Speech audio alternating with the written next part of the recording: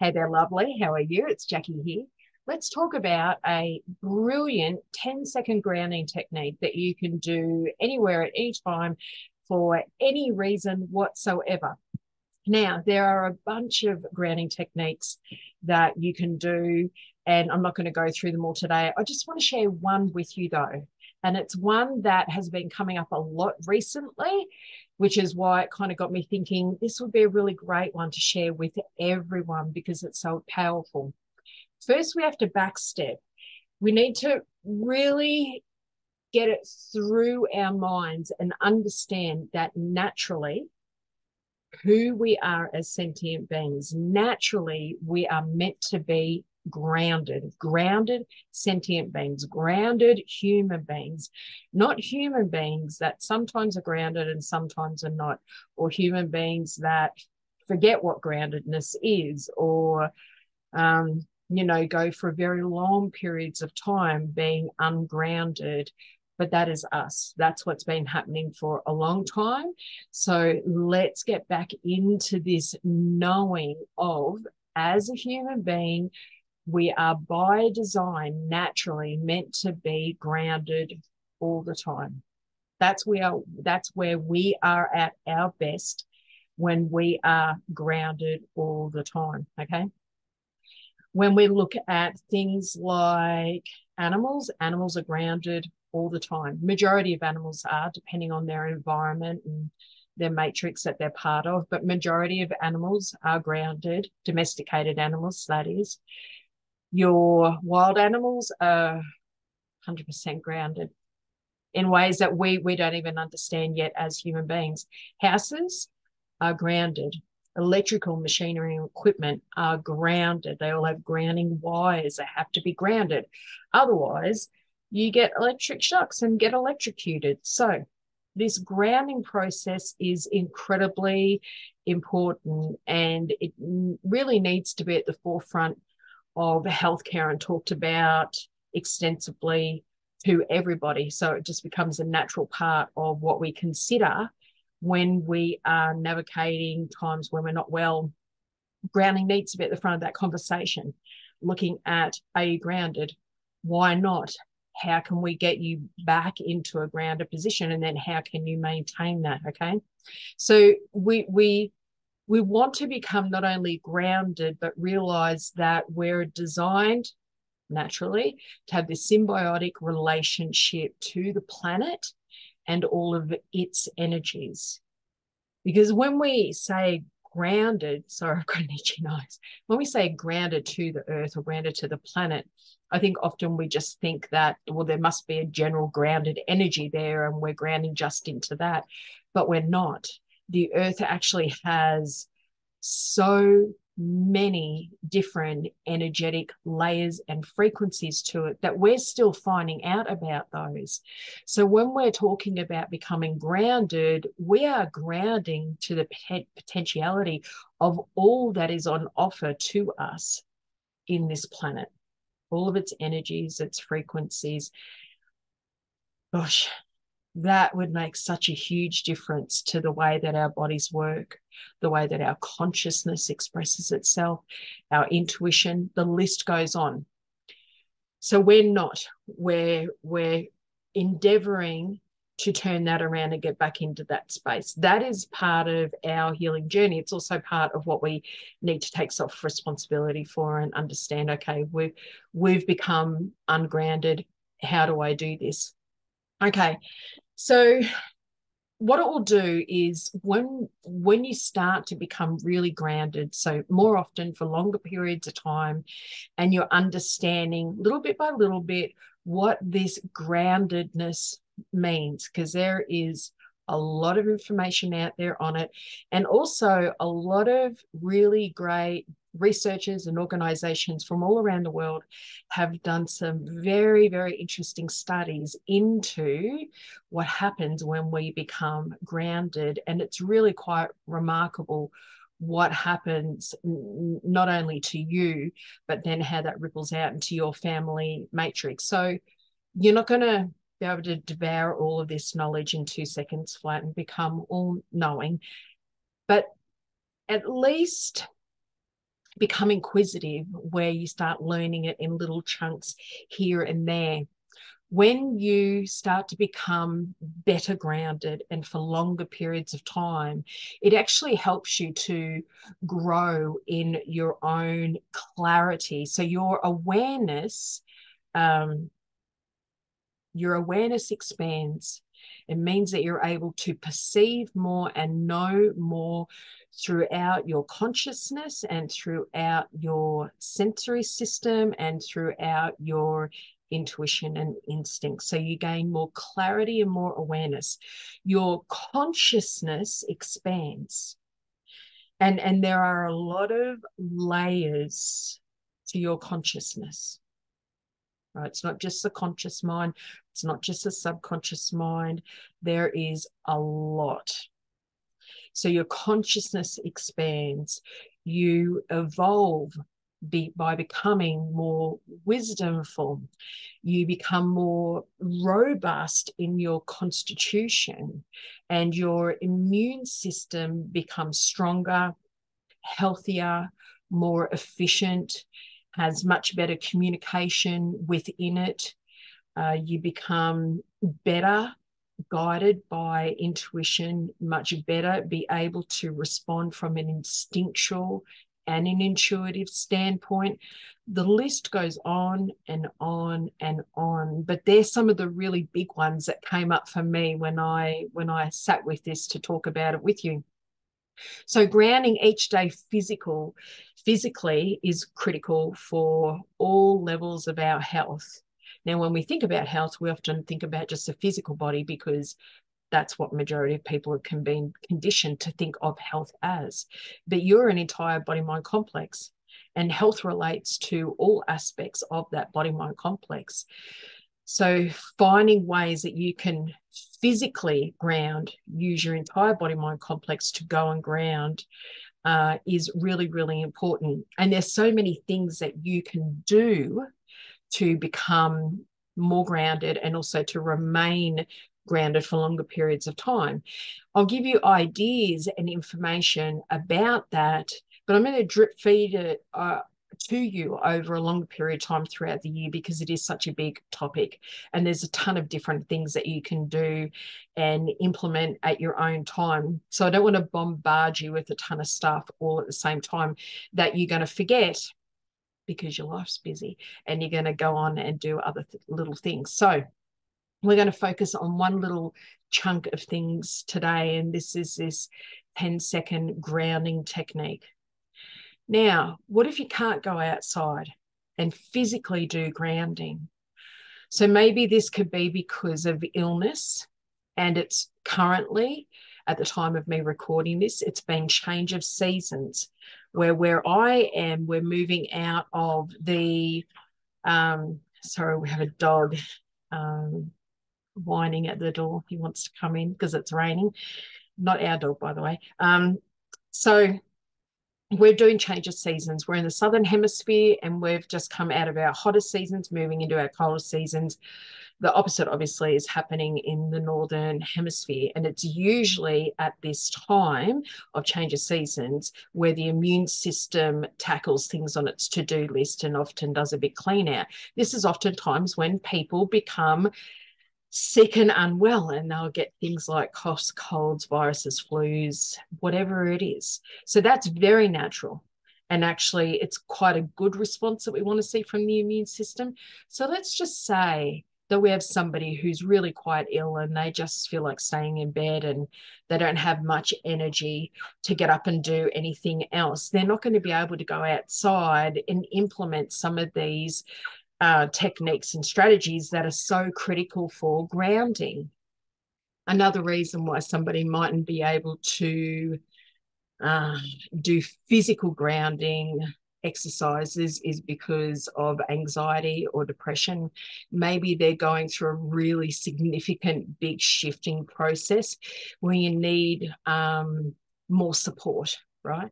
And that's where this technique comes in phenomenally, because it's a great one when you need more support. If you're overwhelmed, going through something big, whether you realize you're going through something big or whether it's just something that's huge and overwhelming for you, this will be fantastic. And I have had that coming up for clients quite a bit in the last 6 months, where I've been aware that they're going to be going through a very big shifting and releasing process.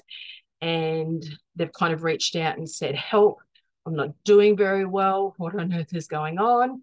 And this technique has supported them enormously. Okay. You might also be in a position where you're traveling. Okay. Now, years and years ago, I was on a plane halfway through this very, very long plane trip, and I had an absolute meltdown. Did not like it, was going through a big process. And I wish that I had this technique all the way back then to do, because I really think that it would have helped me enormously. You might also find that you're in a meeting, or you're just in some environment where you can't physically go outside and do those grounding techniques. Now, grounding can be done from the moment that you're in right now. You don't have to wait for a specific time. You don't have to wait till you're in a better frame of mind. You don't have to wait for something to pass. You don't have to wait till you're on your own. You can do it immediately in any environment and space that you're right in, okay? It really involves engaging your five senses: hearing, sight, smell, taste, and touch, as much as you possibly can. So you're going to have to really, as you're going through the process, hear what that would sound like, see what that would look like, smell what you could smell, okay? You get the idea. And we also want to be as clear in your intention. So what I'm going to take you through has a very clear idea of what it is that we're doing. And you want to be clear in that intention. So bring as much of your awareness and your focus as you can just to what we're doing in that present moment, okay? And also understanding, it's very important to understand that essentially what's happening is all aspects of yourself will be available to these grounding energies and resources from this planet that we call home. So it's not just our physical bodies which are grounding, it's all aspects of us which are grounding, and all aspects of us are synchronizing, tapping into, and then going to be benefiting from these amazing resources and frequencies that the planet holds, okay? So it's not a thing where we're singularly focusing on one part of ourselves and expecting that it just changes all of that. Sorry, that one part. It actually will have a global effect on you in its entirety. Now, I've walked many, many clients through this, especially in recent time, because of what they've been going through, and it has had an instant effect and being able to really turn things around for them.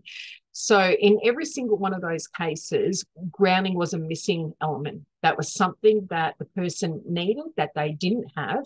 Once we could incorporate all the grounding energies, and groundedness has its own consciousness.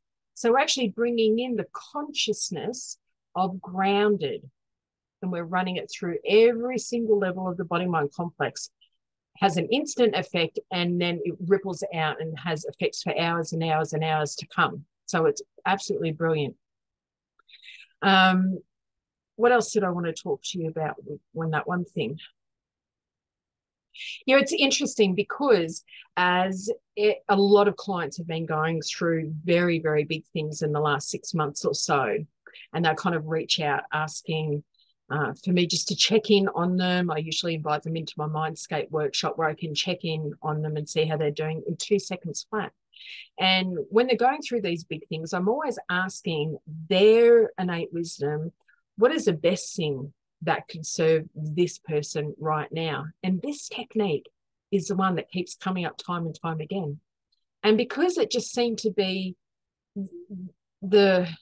not only the one that kept coming up, but obviously was the most beneficial one for everybody's collective innate wisdom to keep choosing, I knew it was going to be the right one for us to share, because it's the most relevant one for us to all be doing at this moment. So there must be something in this happening at a higher consciousness level that I'm also not aware of for it to be coming up in so many clients' sessions. Okay. I can feel it, I can see it as to why this particular technique is coming up, but I'm just not sure what that is.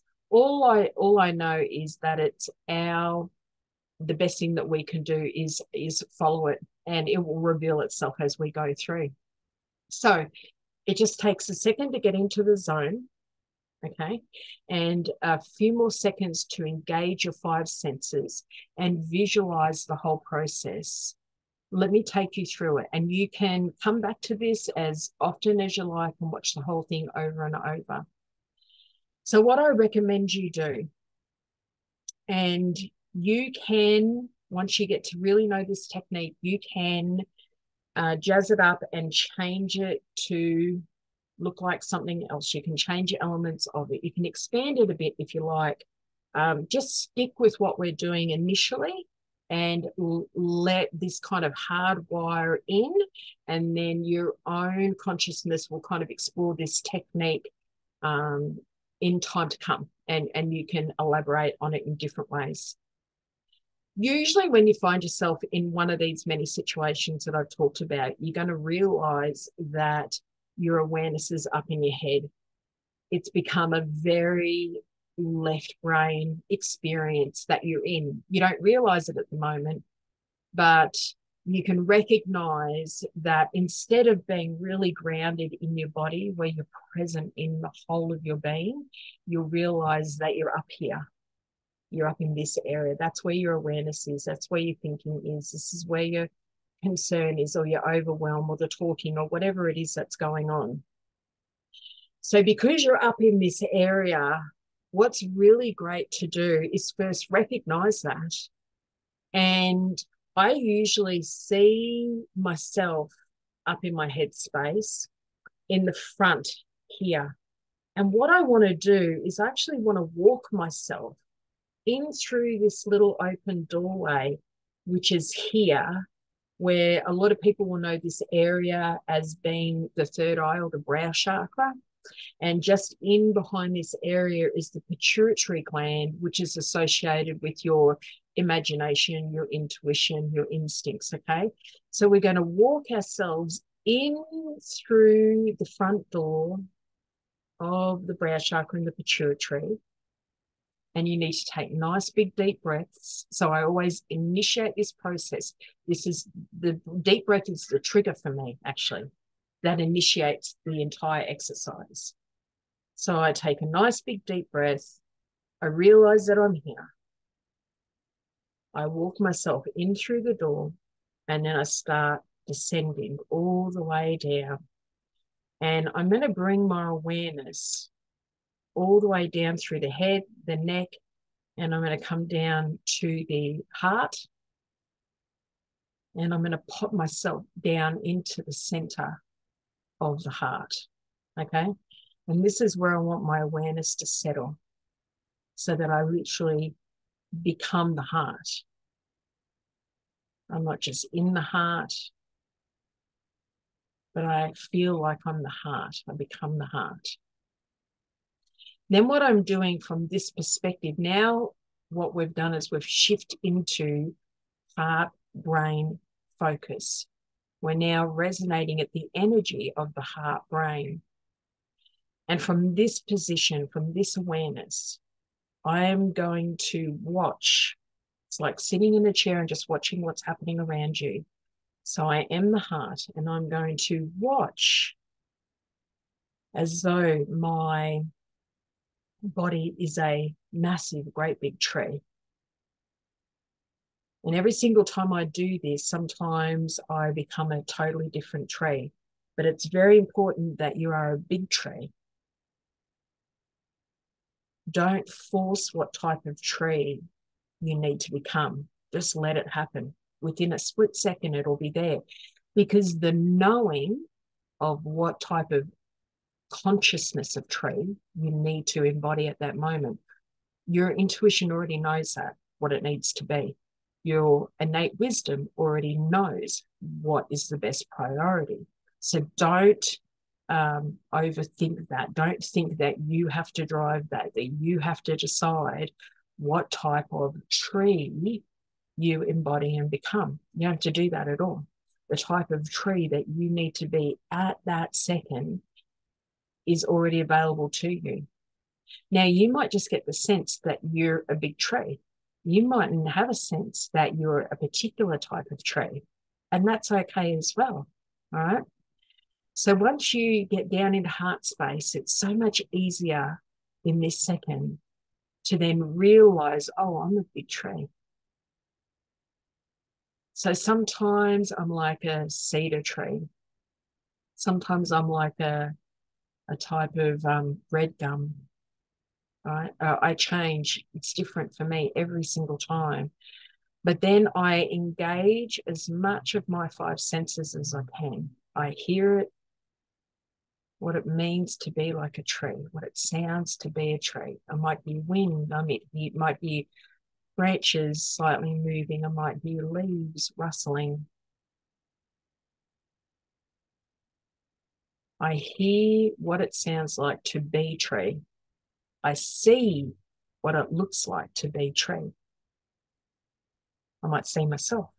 I might see out around me and I see other trees. That might give me an idea or a sense of what type of tree I am. I'm going to smell what it's like to be tree. I can even taste what it's like to be tree. I might taste crisp alpine air because that's where I am. I'm a tree in the alpine regions of somewhere, right? I might taste an earthiness or bark, and I'm going to feel it. I'm going to feel every single inch of being a tree in my whole body. And then from this place of being tree, I am going to, remember, I'm in the heart area, right?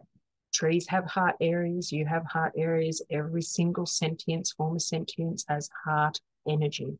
So you're a tree and you're in the heart space. And now you're watching you as a tree send this massive taproot down through the earth.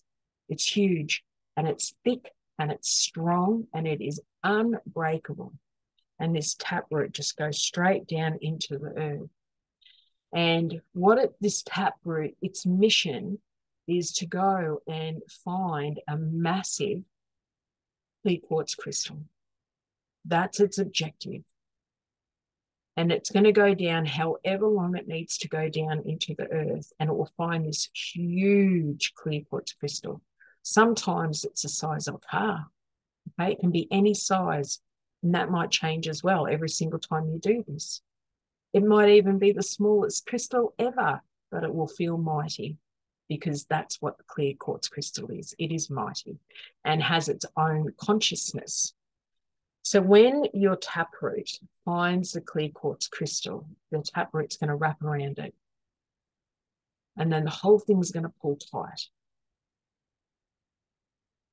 So it acts like an anchor. And then you can stay in this awareness if you like. You can stay in this awareness for like just a few seconds of being this mighty tree. Unshakable, unbreakable, with this huge taproot that goes down into earth, wrapping around this amazing clear quartz crystal.